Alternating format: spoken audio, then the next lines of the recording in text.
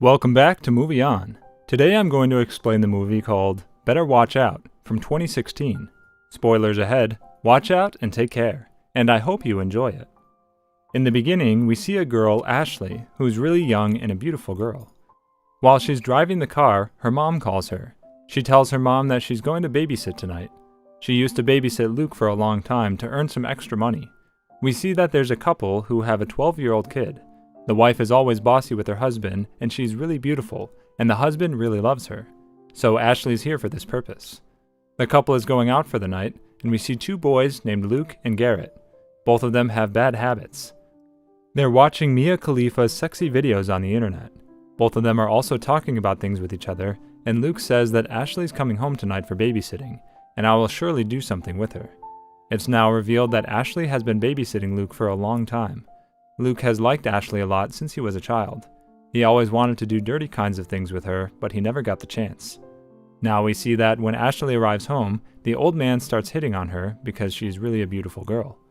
Meanwhile, his wife arrives and tells directions to Ashley. She says that Luke has a habit of walking in his sleep, so whenever he leaves his room, we understand that he's sleepwalking. After telling her all the things, the couple leaves the home. Garrett also leaves the house, saying best of luck to Luke. Now Ashley and Luke are all alone at home. Luke asks Ashley to watch a movie with him, and Ashley replies to him that she has to take a call right now. After that, she'll watch a movie with him. She now calls her boyfriend, Ricky, who asks her to be with him on Christmas night. Ricky starts arguing with her, and while she's talking with him on the phone, she sees a spider on the wall.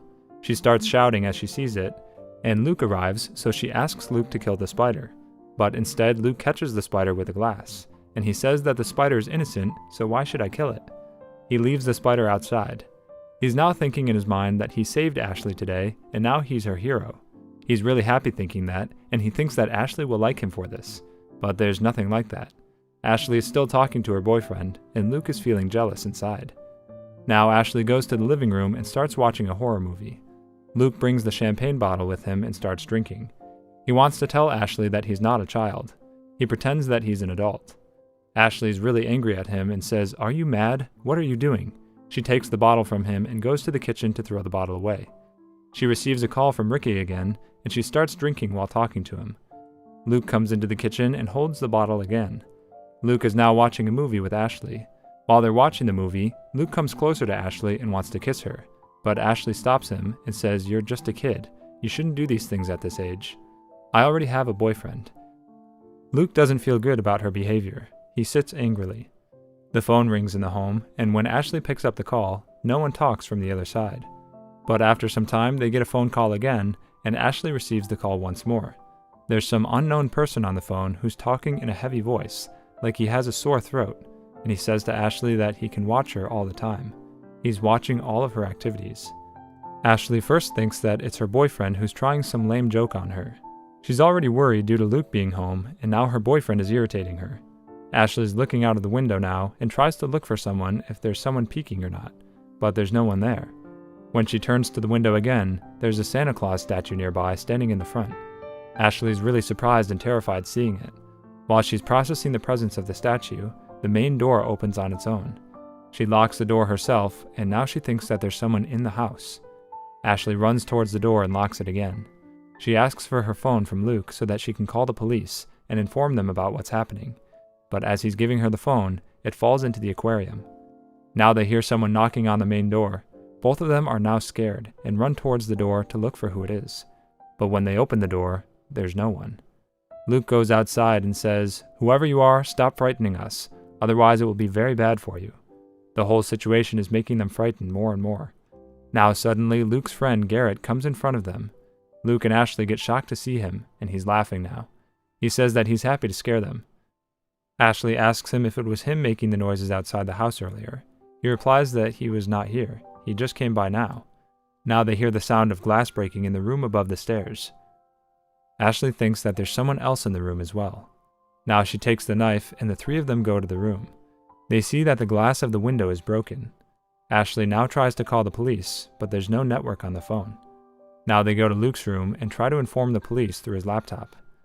But there's no network on the laptop either. Now Ashley comes down and starts looking for the security panels in the home, but Luke tells her that there are no security panels. Ashley decides that they'll go outside and drive to the police. Now she sees that someone has punctured the tire of her car, and she's really surprised and locks the door of the home.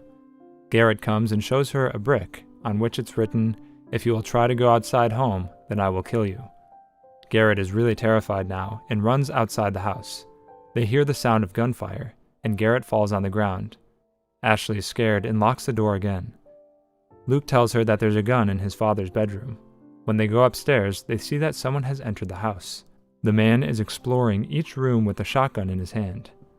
Luckily, Luke goes to his father's room and takes the gun.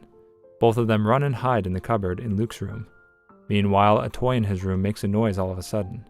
Hearing the sound of the toy, the man moves towards Luke's room and enters.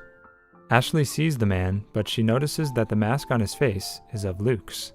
She asks the man to remove the mask from his face, and when he removes the mask, she finds out that it's Garrett. Now she understands the whole drama created by the boys. They've planned it all from the beginning to be cool in front of her, and to scare her a little. They've been successful in doing that. Garrett has a real shotgun in his hand, and she says to Luke that you're mental and abnormal, and you need some psychological therapy to live life.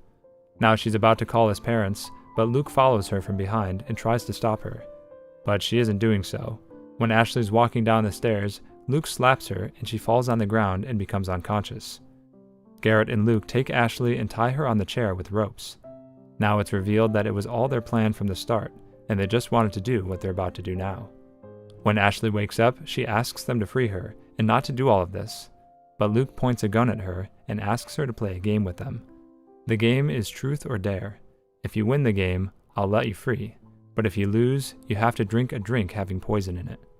Ashley scares them, saying that if their parents come home, she'll tell everything to them.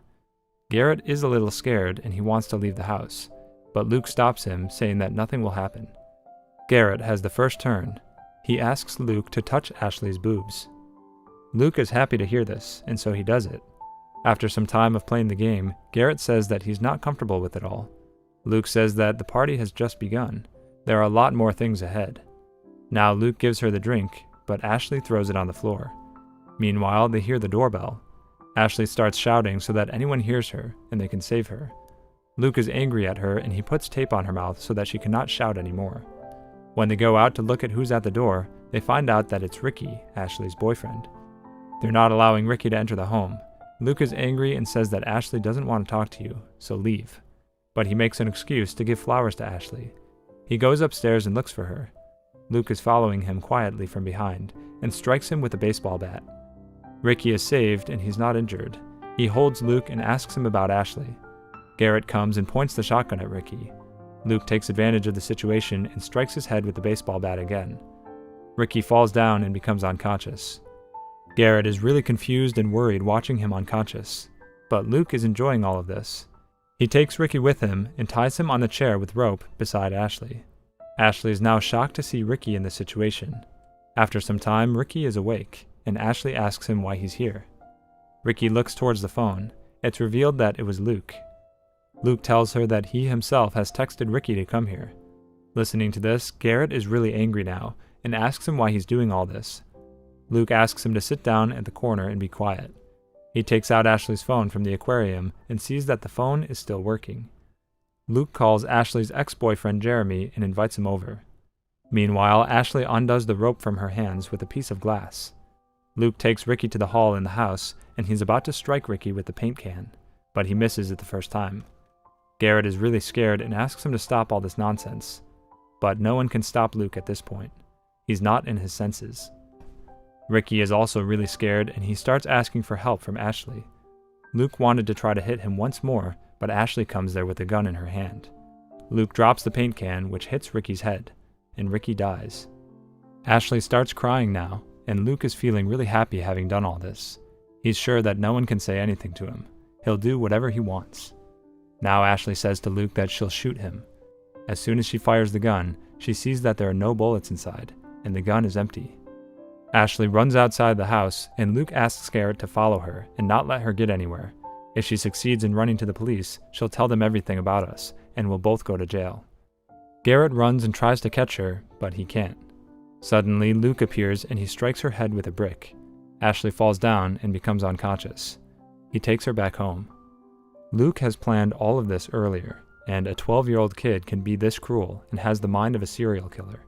No one knew this before because he was always innocent and no one detected his intentions in real life. Now Garrett asks Luke why he's killed Ricky. Luke tries to become a clever boy and puts all the blame on Garrett's head. He scares Garrett, saying that you should do what I'm asking you to do. Don't try to use your head and be clever. If you want to live, then follow my instructions. Then he asks him to take care of Ashley. He goes outside because Ashley's ex-boyfriend Jeremy is about to arrive. As soon as Jeremy arrives, he starts looking for Ashley.